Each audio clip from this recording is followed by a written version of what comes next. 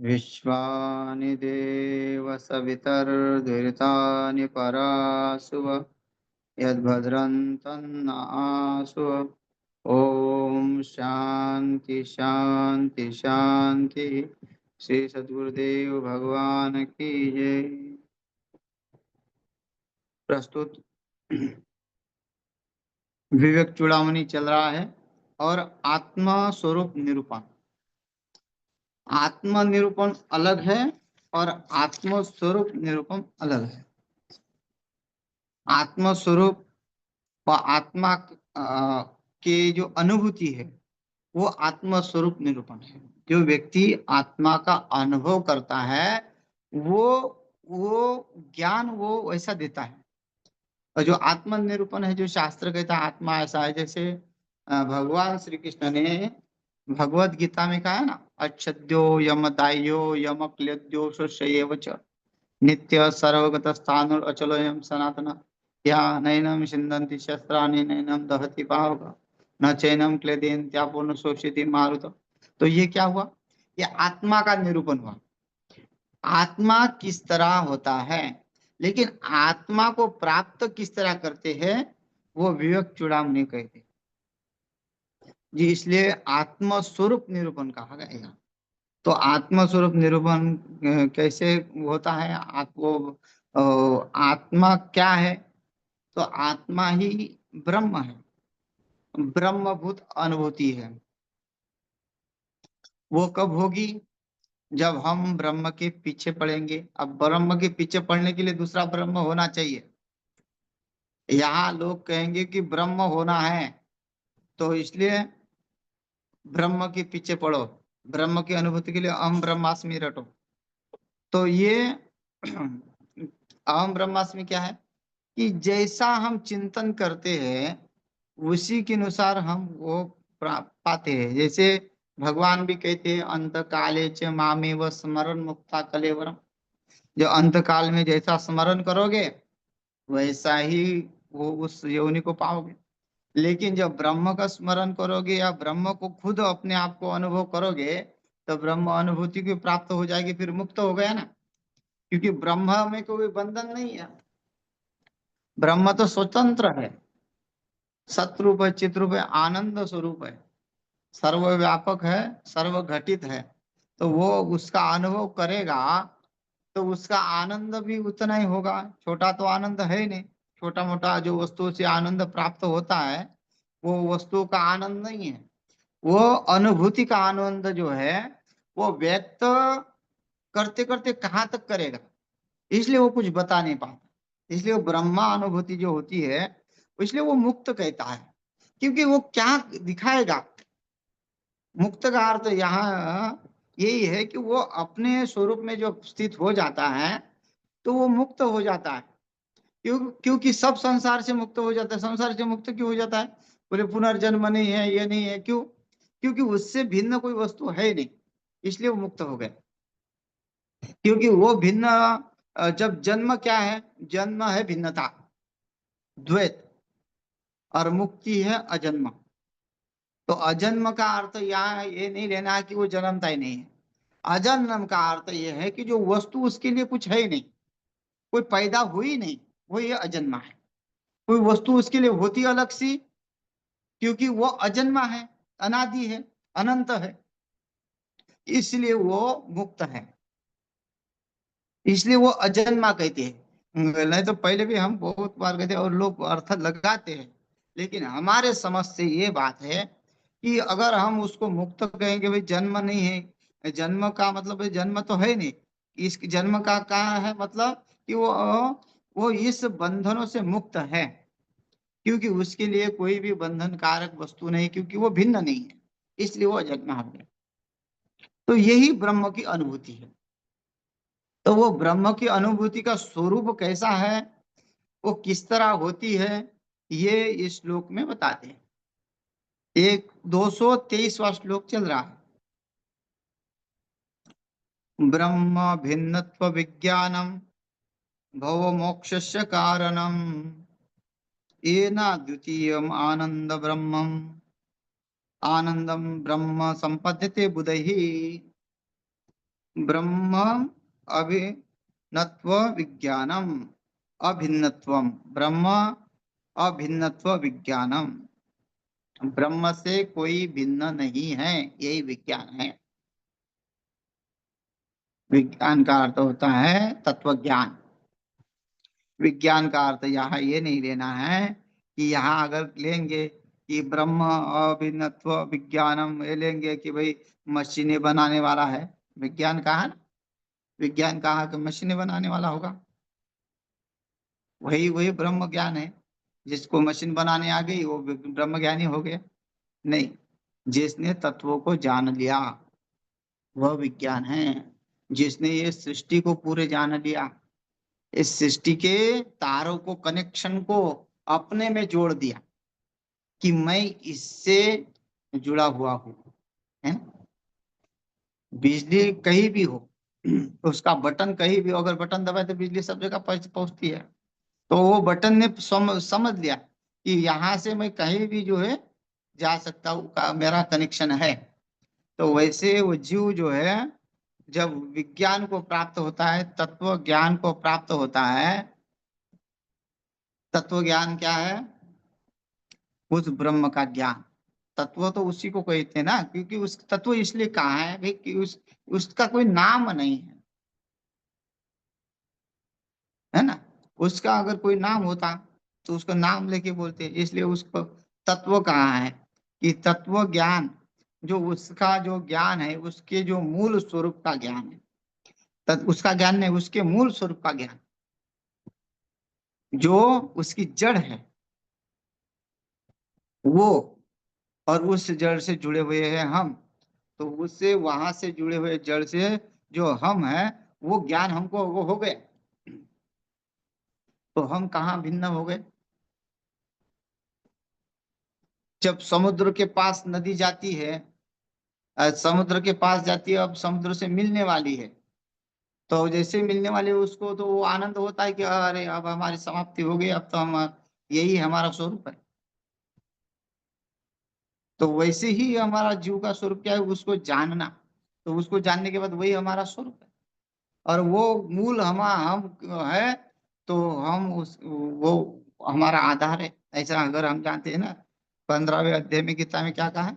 ऊर्ध्व मूलम अधः शाखम अश्वत्थम प्राहुरव्यम छंदांस्य पर्णानि अस्तम वेद सवेदे। वो वट वृक्ष जो है विशाल है, उसका उदा है, उल्टा है ना? उल्टा होना मतलब मूल ऊपर है और शाखा नीचे है। तो ये सब शाखा है, मूल तत्व जो है वो ऊपर है। ऊपर का मतलब होता है कि हमारी परंपरा कहाँ से है? उस ब्रह्म से। और वैसे भी हमारी गुरु परंपरा अगर हम कहते हैं तो कहाँ से? सदा शिवा समारंभा शंकराचार्य मध्यमा अस्मदाचार्य पर्यंतम वंदे गुरु परंपरा, है ना?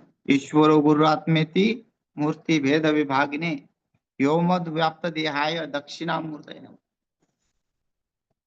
सब व्याप्त है ना, ईश्वर गुरुआत्म मूर्ति, ईश्वर ही है गुरु।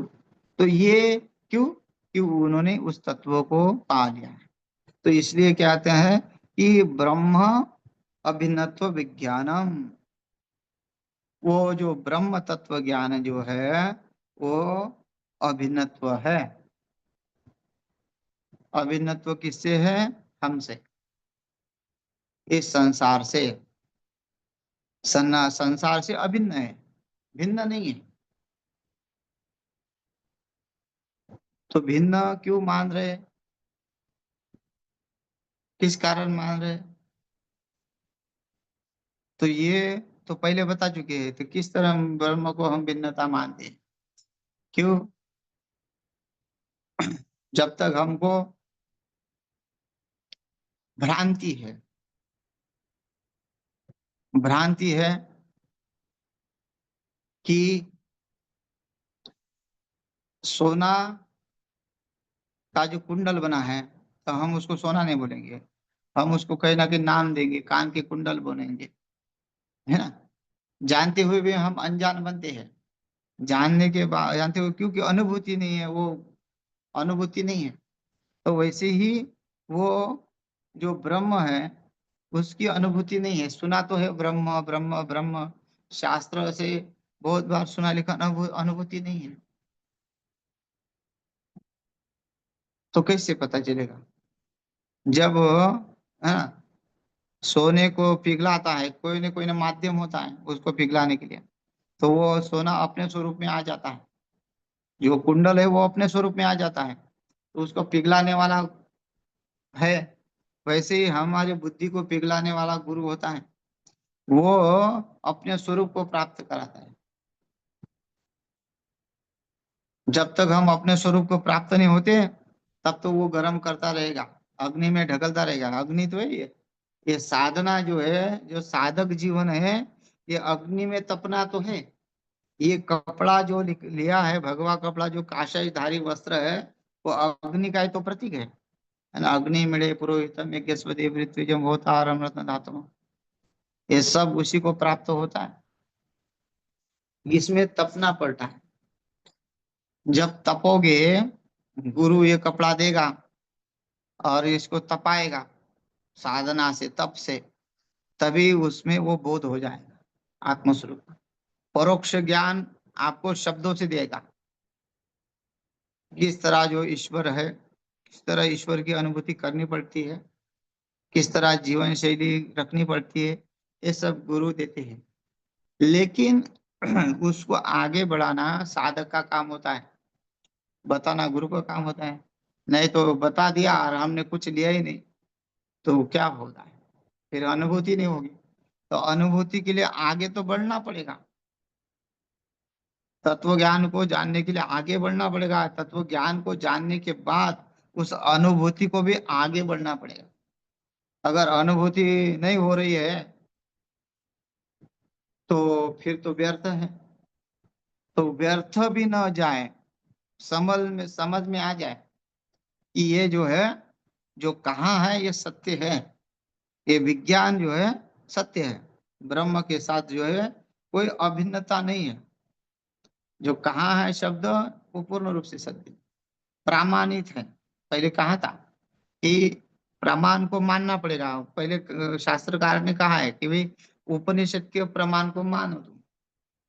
तुम उसको नहीं मानोगे तो फिर तुम्हें कैसे समझ में आएगा? जैसा जैसा कहा है शास्त्र ने, वैसे वैसे जीवन को रखो, है ना। संत महात्मा जो साधु संत जो जिस मार्ग पे गए, स्वस्ति पंथा मनुचर्यम, सूर्य चंद्रमसो धाता, पुनर्दता ज्ञता जानता संगम्य मही। जिस मार्ग से ऋषि मुनि गए, वो मार्ग कैसा है? कीर्तिमान बनाने वाला है, चंद्र सूर्य जैसा जो अमर बनाने वाला है। तो उस मार्ग का जो है हम अ, ग्रहण करें उस मार्ग को, तभी वो आत्म अनुभूति होगी। तो ये कहते हैं कि अनुभूति होगी जब तुम भिन्नत्व छोड़ोगे और अभिन्नत्व में आ जाओगे। तो अभिन्नत्व भी कैसी होगी? तो भो मोक्षा मोक्ष अनुभूति जो है, एकत्व भाव की अनुभूति, इस संसार के चक्र में आगम से मुक्ति के लिए, वो संसार के चक्र में पड़े हैं हम, इस संसार से हमें दुख मिल रहा है, ये हमको अनुभूति पहले होनी है। संसार से दुख की अनुभूति आ, कैसी होती है? वे हमारे पास तो सब कुछ सुविधा है। भले ही भगवान हमारे दांत छीन ले तो हम नकली दांत लगा रहे हैं, है ना। चश्मा पहन रहे, आंख गए तो चश्मा पहन रहे, कान गए तो मशीन बना रहे हैं। तो ये सब हमारे पास जो उपलब्धि है, तो हमको तो कोई दुख नहीं किसी बात का कि हमारे आंख चले गए, हमारे कान चले गए। आज तो शरीर का हर एक पार्ट मिलता है, तो फिर दुख क्यों मानना है? संसार में जो है, जो साधन उपलब्धि करो और सुख भोगो, यही लोगों का कहना है। तो फिर ये क्यों कहते हैं कि आप जो है इस जीवन चक्र से जब तक छूटोगे नहीं, तब तक आपको वो अभिन्नता जो है प्राप्त नहीं होगी। तो अभिन्नता प्राप्त करने के लिए जीवन चक्र का छोड़ना पड़ेगा। तो जीवन चक्र जो है, जन्मा और मरण, इसको जीवन चक्र कहते हैं। तो जीवन चक्र, जन्म मरण जो है, वो तो भगवान को भी प्राप्त है, ऋषि मुनि को भी प्राप्त है ना। क्योंकि हम अवतार कोटि को मानते हैं। अगर हम अवतारों को मान रहे हैं तो अवतार भी तो आ रहे हैं। अवतार या हो रहे हैं तो बिना जन्म के नहीं हो रहे हैं। संत महात्मा आ रहे हैं तो बिना जन्म के नहीं हो रहे। तो वो उनकी जीवन शैली कैसी है, ये देखना पड़ेगा। तो वो इस संसार चक्र में है क्या, वो देखना पड़ेगा। भगवान क्या कहते, कर्मण्य वाधिका रस्ते माँ फलेषु कदाचन। कर्म करते जा, फल की इच्छा न कर, जो बताने वाला है। तो भगवान कर्म की करते हुए फल की इच्छा नहीं करते। उसकी जीवन शैली देखना। संसार में भगवान आए कैसे, रहे कैसे, संत कैसे रहते हैं, अलिप्त, पद्म पत्र मीमांसा। तो उनकी अगर जीवन शैली देखे, अगर कोई प्रश्न करे तो संसार में दुख तो आते हैं, तो संसार में ये दुख भोगने के लिए क्यों आते हैं, भगवान भी क्यों आते हैं, है। तो वो आते हैं, लेकिन वो अभिन्नता से, भिन्न, जो भिन्नता नहीं दिखाते हैं। कोई किसी से राग द्वेष नहीं करते, किसी से जो है कभी छल कपट नहीं करते, किसी से धोखाधड़ी नहीं करते। वो आते हैं तो केवल जगत कल्याण के लिए आते हैं, परित्राणाय साधूनां विनाशाय च दुष्कृतां, है ना, इसलिए आते हैं। तो ये ऐसी जीवन शैली हमको बनानी है, उनके जैसा, है ना। तो ऋषि मुनि का जीवन क्या है ना, यस्याम जागृति भूतानि सा निशा पश्यतो मुनि। जिस विषयों में, हाँ, शब्द रूप रस गंध स्पर्श में जागृत है जो लोग, संसार, यस्याम जागृति भूतानि सा निशा पश्यतो मुनि, उस विषयों को भोगने में वो रुचि नहीं रखते। उसके लिए वो रात्रि है। हाँ, जिसमें वो जागृत मानते हैं, जो जिसमें वो जागे हुए हैं, उसकी इंद्रियां सोए हुए है, वो देख नहीं पाती, उस विषय को भोग नहीं पाती। वो केवल संसार के दुखों को देखते हैं कि ये संसार के दुख है, और इससे ये जीव कैसे ऊपर ऊपर उठे, उसको, उनको तड़प है। क्योंकि दया आती है ना, दया क्षमा शांति, ये तो संतों के जो है भूषण है। तो संत आपना सारखे करते तात्काळ, जैसे है वैसे ही अपने जैसे बनाते हैं, है ना। कागा से तो ये हंस बनावे, मिट जाए उरु के दाग रे, तेरी अच्छी बनेगी, है ना। संतन के संग दाग रे, तेरी अच्छी बनेगी, क्यों कहते हैं, क्यों, क्योंकि संत महात्मा भगवान जो है केवल परोपकार करने के लिए आते हैं। परोपकार है इदम शरीरम, ये परोपकार करते हैं। तो परोपकार जो है, जैसे वो करते हैं, तो समझ लेना कि संसार चक्र में वो फंसे नहीं है, फंसाने वालों को ऊपर उठाते हैं। तो वो ऊपर उठाने के लिए तो हाथ दे रहे हैं, लेकिन हम इतने कंजूस है कि हाथ हम देते नहीं। हम जो है कि हाथ अपना देने, हम देना जानते नहीं, हम लेना जानते हैं क्यों, है। एक दृष्टांत देते हैं कि व्यक्ति तो इतना कंजूस था कि वो देना जानता ही नहीं था। उसके यहाँ कुछ लोग आए, कि समिति के लोग गए कि वे हमको अच्छा कुछ कार्यक्रम रखना है, कथा रखनी है गांव में, तुम थोड़ा चंदा दे दो। बोले हम कुछ नहीं देंगे। लोगों ने कहा कि 100-200 दे दो, बोले कुछ नहीं देंगे। अब लोग, उन्होंने क्या कहा कि भाई इतना बेशर्म आदमी कहीं देखा नहीं हमने, और चले गए ऐसा बोल के। तो उसके सहपाठी ने कहा कि तुझे थोड़ी भी शर्म नहीं है, तुझे लोगों ने बेशर्म कहा, हाँ, कुछ वो ऐसी गाली दे के गए। तो वो बोला कि कुछ दे के तो कोई लेके तो नहीं गए, मतलब देना, उसको गाली भी दो लेकिन स्वीकार है, लेकिन लेना स्वीकार नहीं है। हाँ, जैसे व्यक्ति, वही व्यक्ति आगे जाके क्यों बता रहा हूँ कि हम परमात्मा हमको हाथ देने के तैयार है। संत महात्मा इस धरती पर आए हैं, गंगा जी अवतरित हुई है जगत के कल्याण के लिए। वो सुख नहीं गई। भागीरथ के जो है ने लाई सागर के पुत्रों का कल्याण किया। उसके बाद उसका कार्य होना था तो उसने सुखना चाहता, अपने जगह पे चली जाती नहीं, लेकिन वहां कहा कि भाई ये लोगों का कल्याण करो, जो पापी है उसको पाप नष्ट करो। ऐसा उसको विनती की तो वो बहती रही जगत के कल्याण, लेकिन कौन जाता है? कोई नहीं जाता। तो ऐसे है। तो वो व्यक्ति चल रहा है रास्ते से, लालची है। कुएं में देखा तो कुछ चमका, तो देखते ही पैर फिसल गया, कुएं में गिर गया। अब चिल्ला रहा है बचाओ बचाओ बचाओ बचाओ। लोग इकट्ठा हो गए। लोगों ने कहा अरे ये तो वही है जो हमको कुछ नहीं देने वाला। अब क्या करना है, बचाना है कि नहीं बचाना? लोगों को कहा कि अरे हमको इसके जैसा थोड़ी होना है, बचा लो। तो बचाने के लिए एक अंदर चला गया, रस्सी बांधी गई, अंदर चला गया। और बचाने वाला बोलता है दे हाथ, दे, लंबा करता है। तो हाथ वो पीछे कर देता है, हाथ पीछे रखता है। आदमी चकित होता है कि मैं उसको हाथ दे रहा हूं और ये हाथ पीछे ले रहा है। ऊपर आता है, अरे भाई वो तो आने के लिए तैयार नहीं। बोले क्यों? मैं कहता हूँ हाथ दे, तो हाथ ही नहीं देता।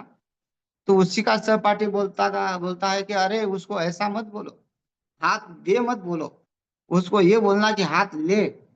और जैसे ही नीचे उतर के वो बोलता है कि हाथ ले, तुरंत हाथ उसका पकड़ के ऊपर आ जाता है। बता कि हाथ ले, लेने से जो है ऊपर आ गया। मतलब उसके कान इतने फिट हो गए लेने में कि देने में नहीं, देने में उसकी कुछ भी क्षमता नहीं। वो खाली लेने में है, तो ग्रहण करने में है, संग्रह करने में है। तो ये जीव का भाव है। तो जीव भिन्नत्वों में फंसा हुआ है। और संत महात्मा अभिन्नता को प्राप्त हुए हैं, वो देने के लिए आते हैं। ये वो फंसे नहीं है, वो फंसने वालों को निकालने के लिए आते हैं। तो यहाँ कहते हैं कि इसी संसार चक्र में जो पड़े हुए हैं, क्यों? क्योंकि वो भिन्नत्व को प्राप्त हुए है। इसलिए भव मोक्ष से उसको तारने के लिए, उसकी मुक्ति के लिए कारण है ये ना, जिसके द्वारा क्या है, अद्वितीय, जिसके समान कोई दूसरा है नहीं। हमें भय मुक्त होना है तो हमको अद्वितीय बनना पड़ेगा, द्वितीय नहीं बनना पड़ेगा। अद्वितीय, द्वैत में हमेशा भय है, अद्वैत में भय नहीं है, है ना? अद्वितीय, अद्वैत जो होता है भय मुक्त होता है। तो अद्वैत कैसे प्राप्त होगा? है, ये जानते हैं कि अद्वैत उसको जानने से, उस उस ब्रह्म को, उस आनंद को, है ना, वो आनंदम ब्रह्म संपद्यते, प्राप्त होता है बुद्धि बुद्धिमान के द्वारा। उस ब्रह्म की प्राप्ति कब होगी? जब हम स्वाध्याय प्रवचन नित्य पाठ करते रहेंगे और ब्रह्म की अनुभूति करने के लिए ब्रह्म का चिंतन करते करते, ब्रह्मविद ब्रह्मैव भवति, ब्रह्म का अनुभव करते करते ब्रह्म हो जाता है। किसके द्वारा? ये आनंद ब्रह्म जो है, जो प्राप्त होता है बुद्धि बुद्धिमान के द्वारा। बुद्धिमान का अर्थ है विद्वानों के द्वारा। विद्वान क्या कहेंगे? आपको परोक्ष ज्ञान का अनुभूति कराएंगे, पर कि किस तरह उसकी अनुभूति होती है, तुम किस तरह जो है ब्रह्म हो, और ब्रह्म की उपासना तुम्हें कैसी करनी चाहिए, फिर तुम्हें ब्रह्म प्राप्त होने के बाद क्या अनुभूति होगी, ये बताते हैं कि अनुभूति कैसी होनी चाहिए। फिर अनुभूति का फल भी बताएंगे। ब्रह्म भूतस्तु संसृते विद्वान्ना वर्तते पुनः विज्ञात विज्ञातव्यमतः सम्यक् ब्रह्म भिन्नत्वमात्मनः। ब्रह्म भूतस्तु संसृते, है ना, जो ब्रह्म हो गया है, ब्रह्मभूत, ब्रह्मभूतस्तु संसृते, ब्रह्म हो गया वसुधो संस्कृति का आवागमम, उसका जो है आगमन संसार से समाप्त हो गया। उस विद्वान का, मुक्त जन आवर्तते, पुनः नहीं आते। क्या कहते हैं? जब हम संसार में इस ब्रह्म, अद्वितीय ब्रह्म को जानेंगे, उसकी अनुभूति करेंगे, तब ब्रह्म भूत सुसंस्कृति, वो ब्रह्म भूत हो जाता है। अपने आप को जो है आनंद रूप महसूस करता है और संसार चक्र में नहीं आता। अब संसार चक्र में यही हमने बोला था कि किस तरह संसार चक्र में, किस तरह की, तो द्वैत भाव से। संसार चक्र क्या है? द्वैत है ना, चक्र द्वैत भाव है। तो द्वैत भाव नहीं आता है, वो अद्वैत भाव में ही आता है। जो जो है, जो वो कहाँ जाएगा? वो सब यहाँ है। यहाँ आपकी अनुभूति करते हैं, आनंद लेते हैं, आनंद को प्राप्त करते हैं और दूसरे को भी आनंद देते हैं, है ना। कहते हैं ना कि अगर हम मानते हैं तो भगवान का वैकुंठ में भी मन नहीं लगता। जब भगवान धरती पे आते हैं, अवतार लेते हैं, तो उसके साथ जितने भी मुक्त पुरुष है सब वहां उनके साथ अवतार लेते हैं। सब गोपी गोपाल जो है उनके साथ अवतार लिए, सब मुक्त थे। उनको ब्रह्म, सबको ब्रह्म अनुभूति थी। भागवत में आता है। हाँ, गोपियों की जो अनुभूति है बहुत ही निष्ठावान है ना। भगवान जो है उद्धव को भेजते हैं। उद्धव बहुत ब्रह्म ज्ञानी है और अपने आप को ज्ञानी समझ के, ज्ञान का अहंकार है। और भगवान तो ज्ञान के अहंकार को नष्ट करते हैं, है ना। तो उद्धव जी को मथुरा भेजते हैं, गोकुल भेजते हैं। वहां कहते हैं कि जाओ, गोपी का उसको जो है थोड़ा सा मैं कुछ सिखाओ। वो रो रही होगी या उसको कुछ विरह में जो है वो कुछ दुखी होगी, तो आप जाके सिखाओ। वास्तविकता तो ये था कि गोपियां तो पूर्ण ब्रह्म रूप थी। उनको कृष्ण तो उनसे भिन्न नहीं था, क्योंकि उनके साथ, हर एक के साथ भगवान ने रासलीला भी किया और सबको आनंद प्राप्त कराया कि वो आते ही आनंद देने के लिए। कि इतना बड़ा ब्रह्मांड का नायक जो है, अगर वो अवतरित होता है तो वो किस तरह होता है, कैसा दिखता है ना। तो ऐसे जो अचिंभित, जो इसके, जो कभी ऐसा नहीं हो सकता, वो कितना सीमित होके जो है अवतरित लेके किस तरह लीला करता है, उसका आनंद कितना कैसा होगा। तो वो तो भक्ति से ही प्राप्त होता है। तो वो जो भक्ति कब होती है प्राप्त? जब हमको ब्रह्मानुभूति होती है, हमारे लिए इस जगत में सच कुछ नहीं बचता है, तब हमको भक्ति प्राप्त होती है। और ये भक्ति, अगर ये लोग कहते हैं कि हम ये मंदिर में जा रहे, ये कर रहे, जब कर रहे तब कर रहे, भक्ति नहीं, वो साधना है।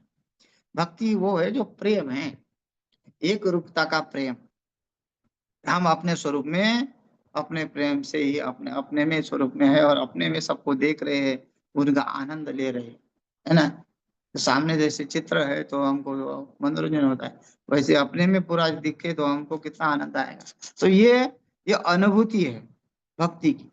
तो वो भक्ति उनमें है, गोपियों में है। उद्धव में ज्ञान है, ज्ञान और भक्ति का मिलन होता है, तब जो है ब्रह्मानुभूति होती है।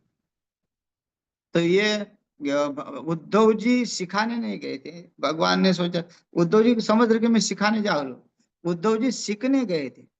जो तत्व ज्ञानी है, जो बुद्धि है ना, जो ब्रह्म ज्ञानी है, ब्रह्म ज्ञानियों की जो है स्थिति को सीखने गए। तो वो किस तरह, वो गोपी क्या है, किस तरह वो उसके उसके प्रेम में रहती है, किस तरह उसका चिंतन करती है, गुणगान गाती है।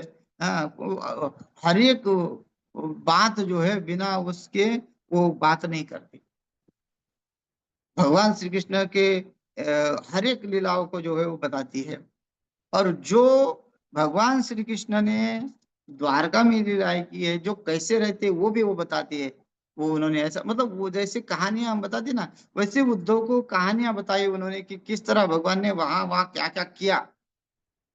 हम वहां भी साथ गए, वहां भी साथ गए। तो वो उद्धव तो अचंभित रह गए कि ये तो मैं उनको बता नहीं आता, ये तो भगवान के साथ में ही है ना। कि वो उनको उनको विरह नहीं था।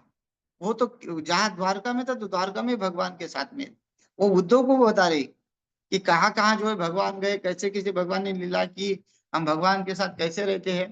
तो उद्धव भी अचंभित हो गया, कैसे प्राप्त हो गया, क्योंकि भगवान के चिंतन से, एक रूपता से, एक रूपता, अगर हमारे में एक रूपता आ गई ना, तो वो आनंद फिर वो व्यक्त नहीं कर सकते। तो यहाँ यही कहते हैं कि समय तो हो गया है ना, आवर्त तो पुनः वो आते नहीं है। मुक्त जन, विद्वान जन, संसार में आगमने विद्वान जन जो है न आवर्तते, पुनः नहीं आते, पुनः विज्ञातम अव्ययम, जानना चाहिए। अतः इसलिए सम्यक तो पूरी तरह से ब्रह्म अभिन्नत्व, ब्रह्म ऐक्य आत्मन आत्मा का, जो ब्रह्म है वो अभिन्नत्व है और ऐक्यता है। ऐसे जानने से, ब्रह्म को ऐसे जानने से वो आनंद प्राप्त होता है, संसार का बंधन नष्ट हो जाता है। तो ये श्लोकार्थ है। शेष जो है अगले सत्र में करते हैं चर्चा। हरिओम। तो